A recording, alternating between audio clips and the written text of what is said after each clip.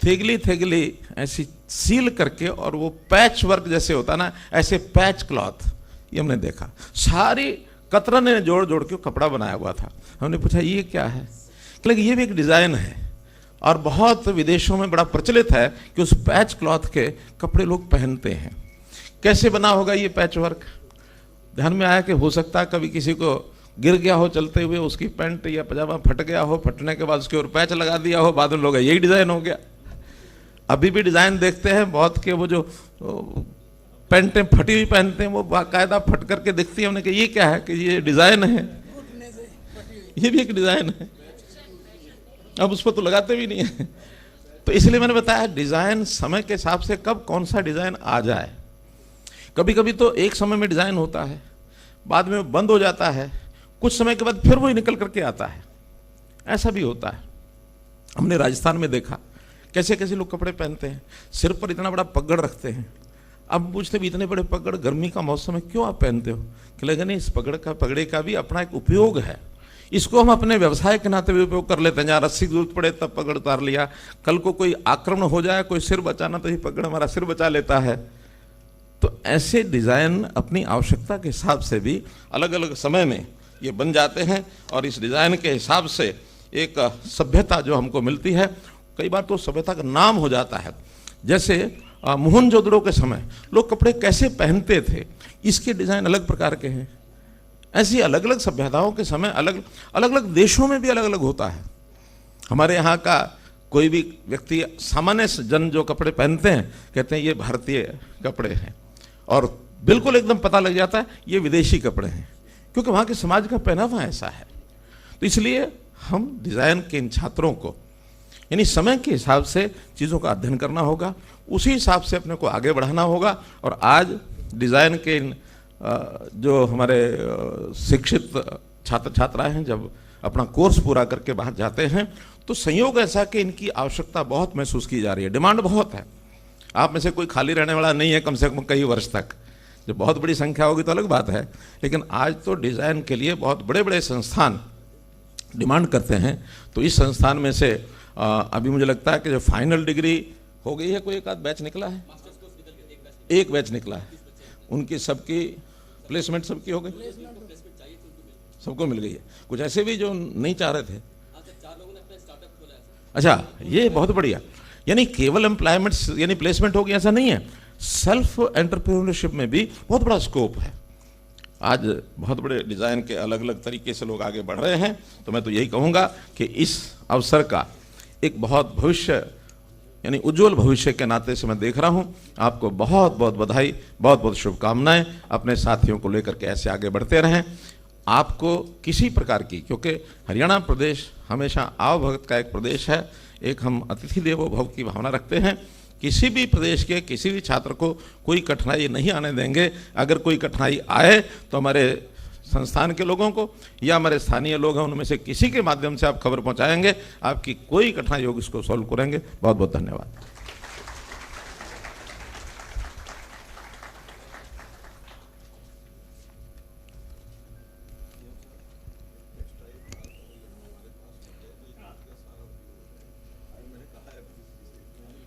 किया गया NIFT भवन का तमाम मंत्री जो है वो मौजूद हैं। पीयूष गोयल को आप देख सकते हैं, स्पीकर ज्ञानचंद गुप्ता, तमाम लोग मंच पर मौजूद। और काफी महत्वपूर्ण ये कार्यक्रम पंचकुला में NIFT भवन का शुभारंभ CM मनोहर लाल के द्वारा किया गया। केंद्रीय मंत्री पीयूष गोयल ने उद्घाटन किया इसका।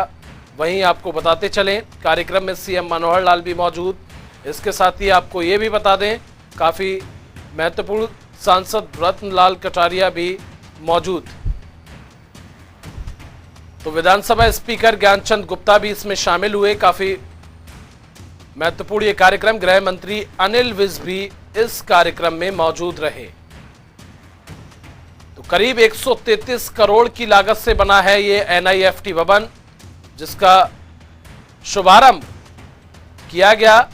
आपको बता दें, केंद्रीय मंत्री पीयूष गोयल ने इसका उद्घाटन किया। इसके साथ ही इस कार्यक्रम में CM मनोहर लाल मौजूद रहे, हरियाणा के गृह मंत्री अनिल विज भी मौजूद रहे। सांसद रतनलाल कटारिया भी इस कार्यक्रम में मौजूद रहे। इसके साथ ही आपको बता दें विधानसभा स्पीकर ज्ञानचंद गुप्ता भी इस कार्यक्रम में शामिल हुए। तो एक बड़ी सौगात पंचकुला के लिए। आपको बता दें करीब 133 करोड़ की लागत से बना है ये NIFT भवन, जिसका उद्घाटन केंद्रीय मंत्री पीयूष गोयल के द्वारा किया गया। पंचकुला में NIFT ये भवन का उद्घाटन किया गया। केंद्रीय मंत्री पीयूष गोयल ने इसका उद्घाटन किया। वहीं इस कार्यक्रम में CM मनोहर लाल के साथ साथ हरियाणा के गृह मंत्री अनिल विज, विधानसभा स्पीकर ज्ञानचंद गुप्ता, सांसद रतनलाल कटारिया, तमाम दिग्गज मौजूद रहे। चीफ मिनिस्टर माननीय श्री मनोहर लाल जी, हमारे हरियाणा विधानसभा के सम्माननीय अध्यक्ष श्री ज्ञानचंद गुप्ता जी, श्री कंवरपाल जी, शिक्षा मंत्री हरियाणा, हमारे बड़े भाई, मैं कह सकता हूँ मेरे परिवार के ही सदस्य, क्योंकि मेरा भी मूल परिवार अंबाला से आता है, श्री रतनलाल कटारिया जी, माननीय सांसद, हम सबके बीच पंचकुला के महापौर श्री कुलभूषण गोयल जी, आज यहाँ उपस्थित निफ्ट के डायरेक्टर जनरल श्री शांतमनु जी, जो डायरेक्टर जनरल हैंडीक्राफ्ट्स का भी काम देखते हैं, Shri Anand Mohan Sharan ji, additional chief secretary technical education Haryana प्रदेश के, हमारे बीच प्रोफेसर वंदना नारंग जी भी हैं, आप एक बार खड़े होंगे, जो डीन है निफ्ट की, और वास्तव में इनके देखरेख में पूरा निफ्ट का काम देश भर में चल रहा है। आज हमारे बीच यहाँ की आर्किटेक्ट भी आई हैं, और मैं समझता हूँ इतना सुंदर प्रांगण देख के उनके लिए एक जोरदार ताली हम सब ने बजानी चाहिए। मिस रेनू खन्ना जी कहाँ पर हैं? मिस रेनू खन्ना जी यहाँ की सम्मान्य आर्किटेक्ट रही हैं। हमारे डायरेक्टर निफ्ट कांगड़ा के हमारे बीच आए हैं प्रोफेसर आकाश देवानगन जी। आपने कांगड़ा में निफ्ट का काम बहुत अच्छे तरीके से चलाया, और इस कैंपस के जो डायरेक्टर बने हैं प्रोफेसर अमनदीप सिंह ग्रोवर, वास्तव में मैंने उनको जब हम पौधा लगा रहे थे देखा, मुझे लगा कोई यंग स्टूडेंट वगैरह है यहाँ पे। My best wishes to you, और आपके देखरेख में आज मनोहर लाल जी और मैं ये छोड़ के जा रहे हैं पूरा। हम सबके बीच उपस्थित सभी सम्मान्य फैकल्टी मेंबर्स, हरियाणा सरकार के अधिकारीगण,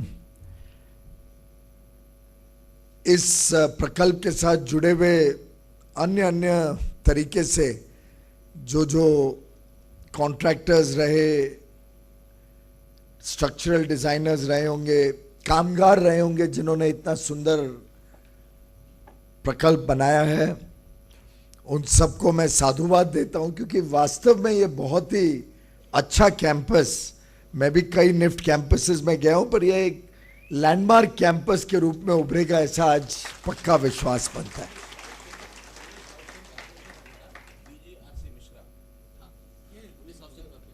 वाह, बहुत बढ़िया मिश्रा जी, आपको बहुत बहुत बधाई। आपने इसमें जो मेहनत की, जो काम किया, उसके लिए आपको और आपकी पूरी टीम को हम सबकी तरफ से बधाई। मीडिया के मित्रों और सभी यहाँ उपस्थित हरियाणा के चंडीगढ़, पंचकुला, मोहाली, इस पूरे क्षेत्र के सभी सम्मान्य नागरिक भाइयों और बहनों, मेरे लिए तो हरियाणा आना वास्तव में एक बहुत ही पर्सनल अनुभव रहता है, पर्सनल खुशी की भी बात रहती है।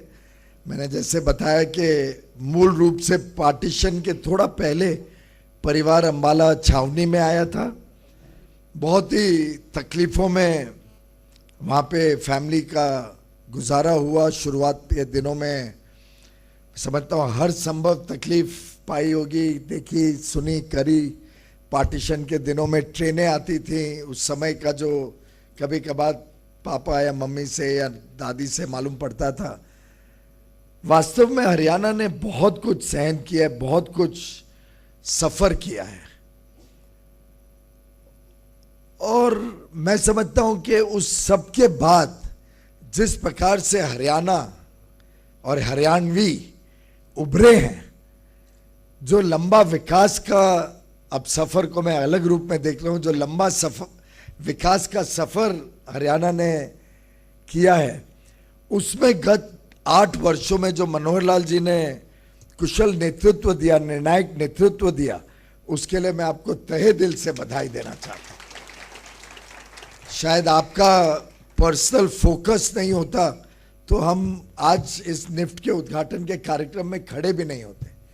आने के पहले मैं स्मृति जी से बात कर रहा था और धन्यवाद भी कर रहा था कि उन्होंने हमारे प्रदेश में यहाँ पे निफ्ट का कैंपस दिया। तो उन्होंने कहा मनोहर लाल जी ने तो मेरे को जीना आराम कर दिया था, मुश्किल कर दिया था कि मेरे को यहाँ पे निफ्ट का कैंपस चाहिए। और ये इनकी दूरदर्शिता की सोच का एक प्रतीक है कि इनके ध्यान में था कि हरियाणा ने जिस प्रकार से सॉफ्टवेयर इंडस्ट्री, आईटी इंडस्ट्री में गुड़गांव में एक अपनी छाप बनाई है। पूरे विश्व में आज गुड़गांव पहचाना जाता है। पूरा विश्व आज जितना दिल्ली को जानते हैं उतना आज गुड़गांव को जानता है। एक प्रकार से गुड़गांव की अपनी एक छाप बनी है। पूरे विश्व की कंपनियां वहां पे हैं, पूरे विश्व में वहां से एक्सपोर्ट होता है सर्विसेज का। बड़ी बड़ी इंटरनेशनल फॉर्च्यून 500 कंपनीज के हेडक्वार्टर्स हैं। तो सॉफ्ट पावर का जो लाभ है, जो सॉफ्ट पावर टेक्निकल एजुकेशन से मिलती है, उसका जो आगे चल के प्रदेश को लाभ मिलता है, उसका अनुभव, उसकी समझ माननीय खट्टर जी ने महसूस की। और उनके ध्यान में आया कि कपड़ा विभाग एक ऐसा है, कपड़ा वस्त्र विभाग एक ऐसा है जो, जैसे आप हमारे अभी मित्र ने बताया कि फार्मिंग के बाद, कृषि के क्षेत्र के बाद सबसे बड़ा अगर कोई रोजगार या काम के अवसर निर्माण करता है तो वो वस्त्र का कामकाज है। चाहे वो कॉटन हो, चाहे वो फैब्रिक हो, यान हो, जिनिंग हो, डाइंग हो, फैशन टेक्नोलॉजी हो, फैशन गुड्स हो। और माननीय प्रधानमंत्री जी श्री नरेंद्र मोदी जी बार बार इस बात को विशेष रूप से आग्रह करते हैं कि भारत की जो प्राचीन कलाएं थी, जो भारत का जो धरोहर था, जो वस्त्र विभाग में एक भारत का इतिहास रहा है, उसको हमें फिर एक बार भारत में स्थापित करना है।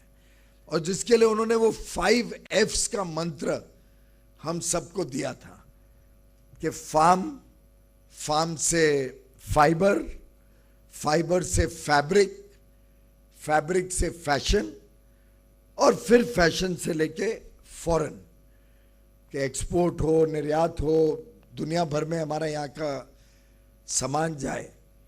और इस 5 F को अगर पूरा करना है तो मैं समझता हूँ फैशन एक इतनी अहम कड़ी है। और अच्छा फैशन का यहाँ पे हमारे स्टूडेंट्स बने, हरियाणा के स्टूडेंट्स भी चुन के आए, इसमें एडमिशन लें। मैं तो समझता हूँ मेरिट पे भी हमने तो कोशिश करनी चाहिए। निफ्ट पंचकुला क्यों, हमारे 17 कैंपसेस में हरियाणा के बच्चे जाने चाहिए, बड़े रूप में सिलेक्ट होके अपनी क्षमता पे, अपने कर्तृत्व पे।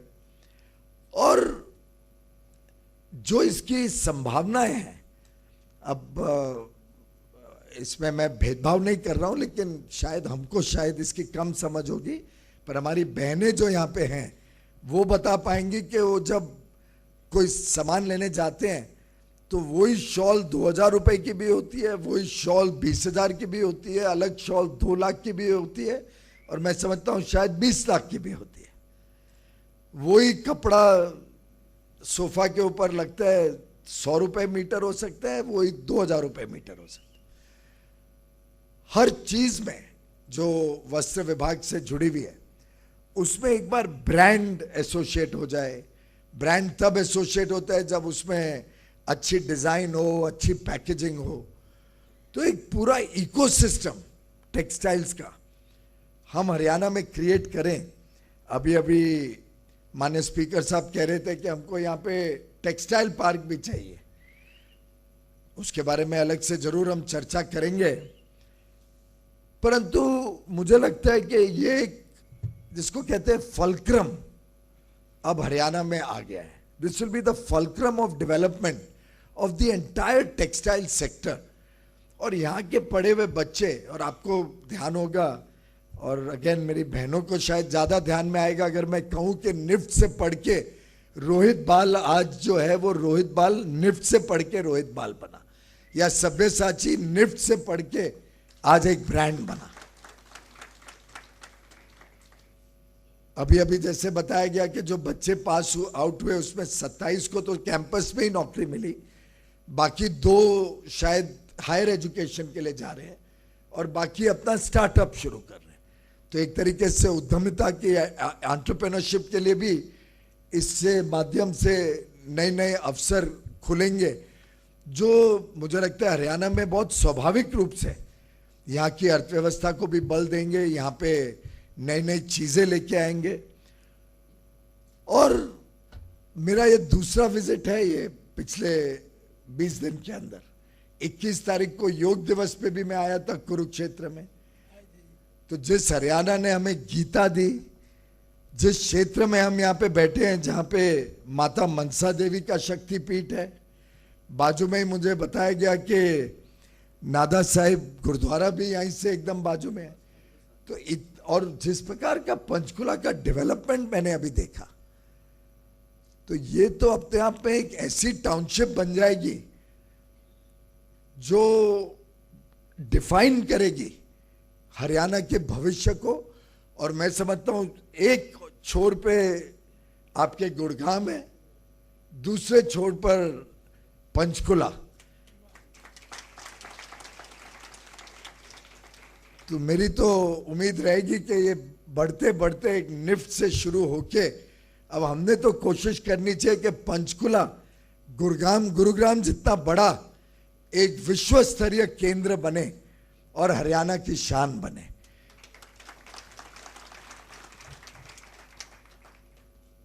और जिस प्रकार से हरियाणा में गत वर्षों में माननीय खट्टर जी ने अलग अलग क्षेत्र में प्रगति पहुंचाई है, एक एक जिले की चिंता करना, एक एक क्षेत्र की, चाहे वो हमारे किसान भाई बहन हो, युवा हो, जिस प्रकार से उन्होंने इंफ्रास्ट्रक्चर को यहाँ पे डेवलप किया है, तो बड़ा अच्छा प्रकल्प है कि बड़ा अच्छा संजोग है कि आज़ादी के अमृत महोत्सव की जब हम एक तरफ सेलिब्रेशन की तैयारी कर रहे हैं, 15 अगस्त को 75 वर्ष आज़ादी के पूरे होंगे, ऐसे समय में निफ्ट का शुरू होना, तो जो प्रधानमंत्री जी कहते हैं कि हमें 75 वर्ष की उपलब्धियों को भी सेलिब्रेट करना है, उसका भी उत्साह उमंग मनाना है, लेकिन साथ ही साथ अगले 25 वर्ष के अमृत काल के लिए भी आइडियाज जनरेट करने हैं, देश को तैयार करना है, लोगों को तैयार करना है। और मैं समझता हूं कि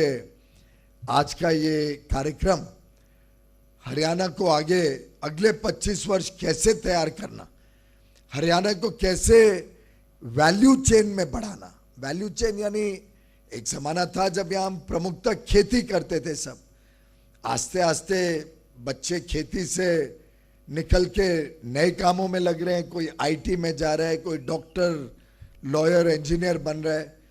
अब नया एक मौका खुलेगा फैशन टेक्नोलॉजी का। और मुझे लगता है यहाँ पे जो ट्रेन होंगे वो यहाँ से पंजाब की भी सेवा करेंगे, दिल्ली और उस क्षेत्र तक में भी सेवा करेंगे, हरियाणा की तो करेंगे ही। इसके साथ साथ मोहाली, कुरुक्षेत्र, पानीपत, लुधियाना, इन सब जगहों में जो हमारे टेक्सटाइल के ऑलरेडी क्लस्टर्स हैं, टेक्सटाइल के काफ़ी बड़े उद्योग इन सब क्षेत्रों में काम करते हैं, उनके लिए भी यहाँ पे एक रेडी मटेरियल मिलेंगे। अच्छे युवा युवती जो यहाँ से पढ़ के निकलेंगे वो उन सब टेक्सटाइल के क्लस्टर्स की क्वालिटी और वैल्यू को बढ़ाएंगे। और जितना जितना भारत में और हरियाणा में वैल्यू चेन में हम ऊपर जाते हैं, तो फिर वही 2000 रुपए का कपड़ा फिर हम भी 20 लाख रुपए में बेचेंगे दुनिया में,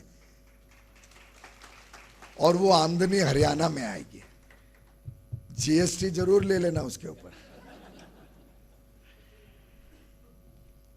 निफ्ट एक प्रकार से जिस आईआईटी इंजीनियरिंग के लिए जैसे मानी जाती है या आईआईएम मैनेजमेंट में माना जाता है, निफ्ट उसी प्रकार से फैशन टेक्नोलॉजी में आज से लगभग 36 साल पहले शुरू हुआ और न्यूयॉर्क की फैशन इंस्टीट्यूट ऑफ टेक्नोलॉजी के साथ पार्टनरशिप करके शुरू किया गया। और आज 36 साल बाद इसका इतना प्रभाव है विश्व भर में कि निफ्ट के पढ़े हुए बच्चों की डिमांड भी बहुत रहती है और उनके काम की अहमियत भी बहुत रहती है। और मैं समझता हूं कि एक चीज पक्का है कि एडमिशन में कोई हेल्प नहीं कर सकता। पूरी ट्रांसपेरेंट पारदर्शिता से आईआईटी या आईआईएम की तरह इसकी एडमिशन होती है। ये मैं इससे बता रहा हूं कि आज तक मैं किसी को एक को भी एडमिशन में मदद नहीं कर पाया, और ना आप या कोई भी कर पाओगे। ये आपकी सुविधा के लिए कह रहा हूं, नहीं तो स्पीकर साहब के पास या आपके पास या कटारिया जी के पास सिफारिशें आनी शुरू हो जाएंगी। बंद है एकदम। चलिए, बहुत ही बढ़िया। तो ये मोदी सरकार की विशेषता रही है। खट्टर जी ने भी उसको पूरी तरीके से हरियाणा में पालन किया। और वास्तव में तभी जाके सामान्य आदमी को, सामान्य व्यक्ति को एक विश्वास बनता है कि मुझे भी इक्वल अपॉर्चुनिटी मिलेगी। ये सिर्फ एक क्लब नहीं है या कुछ ही लोगों का कुछ इसमें भविष्य में प्रगति हो। ये देश अब वैसे नहीं चलेगा। ये देश पूरी पारदर्शिता से हर एक को सामान्य अवसर मिले। और मैं समझता हूं कि जिस प्रकार से शायद मेरे पिताजी ने अंबाला में स्ट्रीट लाइट्स के नीचे पढ़ पढ़ के अपना भविष्य बनाया, उनको इंजीनियरिंग में एडमिशन मिली, फिर मुंबई जाने का मौका मिला। इसी प्रकार से हरियाणा के भी छोटे से छोटे तबके, छोटे से छोटे घर से आने वाले परिवार को हमें उनका कौशल विकास करें, उनको प्रोत्साहित करें। कहाँ जेम्स निकलेंगे उसमें से, कहाँ ऐसे विद्यार्थी निकलेंगे जो आउटशाइन कर जाए, वो पता नहीं चलता है। कारीगर के बच्चे, कई यहाँ पे ऐसे हस्तशिल्प के साथ जुड़े हुए लोग हैं जिनके बच्चों में ये हुनर होगा। तो हमने सभी को इसकी प्रचार करना चाहिए, निफ्ट के बारे में उनको प्रोत्साहित करना चाहिए। हो सके तो शांतमनु जो यहाँ पे कुछ स्कॉलरशिप्स भी इंस्टीट्यूट करिए, है उसको और बढ़ाना पड़े तो बढ़ाइए स्कॉलरशिप स्कीम को। हमने कोशिश करनी चाहिए कि गरीब से गरीब घर से आने वाला व्यक्ति निफ्ट में पढ़ सके, उसको यहाँ देख रेख के लिए, उसकी पढ़ाई के लिए, उसके हॉस्टल के लिए, उस सब की सुविधा हम करें। जरूरत पड़े तो राज्य सरकार की भी मदद लें इसमें, लेकिन हुनर वाले अच्छे बच्चों को पूरी तरीके से यहाँ मौका मिले। जिस प्रकार से माननीय खट्टर जी ने बेटी बचाओ बेटी पढ़ाओ को इतनी प्राथमिकता दी कि आज हरियाणा के आंकड़े ही बदल गए। हरियाणा में आज महिलाओं को जो सशक्तिकरण हुआ है, जो आज स्थान मिला है, वो अपने आप में शायद हमारे हरियाणा के इतिहास में अनोखा है। उसी तरीके से निफ्ट के माध्यम से भी हम चाहेंगे कि अधिक से अधिक, मैं समझता हूँ अधिकांश हमारा जो अनुभव है, और मैं कई ग्रेजुएशन सेरेमनीज में गया, अधिकांश महिलाएं निफ्ट में एडमिशन लेती हैं और अच्छा है, उनके हाथ में वो कला भी होती है जिसके कारण वो और बेहतर काम भी कर पाते हैं। तो मैं समझता हूँ कि जैसे आपने बेटी बचाओ बेटी पढ़ाओ की एक प्रकार से पूरे विश्व के सामने उदाहरण रखा, जिस प्रकार से आपने ई गवर्नेंस को प्राथमिकता दी, अभी आपने बताया, और जिस प्रकार से आपने एडमिनिस्ट्रेशन में हर तरीके से पारदर्शिता पे फोकस किया, इधर भी हमने एक नया प्रयोग शुरू किया है जिसकी जानकारी मैं मीडिया को भी देना चाहूँगा। उसके माध्यम से अगर सभी हरियाणा में पहुँचे, सरकार भी पहुँचाए, कि कोविड के तकलीफें तो सबको हुई, लेकिन प्रधानमंत्री जी ने हम सबको सिखाया कि कोविड की चुनौती को अवसर में बदलने की कोशिश करो, नई सोच के साथ आगे का आधुनिक भारत कैसा होगा उसकी तरफ हमने जाना चाहिए। तो हमने एक और सोचा है कि ऑनलाइन कोर्सेज करे जाए, ऑनलाइन कोर्सेज जिससे व्यक्ति अपने घर बैठे भी या दफ्तर से भी ट्रेनिंग ले सके, और जो थोड़ा समय के लिए उनको कैंपस पे आके फिजिकल प्रेजेंस की आवश्यकता हो या ट्रेनिंग ऑन कैंपस की जरूरत हो, इन दोनों की हाइब्रिड एजुकेशन करके ऑनलाइन कम कैंपस कॉम्बिनेशन में कोर्सेज किए जाएं। और मुझे अभी अभी बताया गया और बहुत खुशी होती है आप सबके साथ शेयर करने में कि पंचकुला कैंपस में भी 3 ऐसे हाइब्रिड ऑनलाइन कोर्सेज किए जाएंगे। एक फोटोग्राफी फॉर ई कॉमर्स, एक सोशल मीडिया मार्केटिंग, और तीसरा डिजिटल डिजाइनिंग फॉर टेक्सटाइल्स।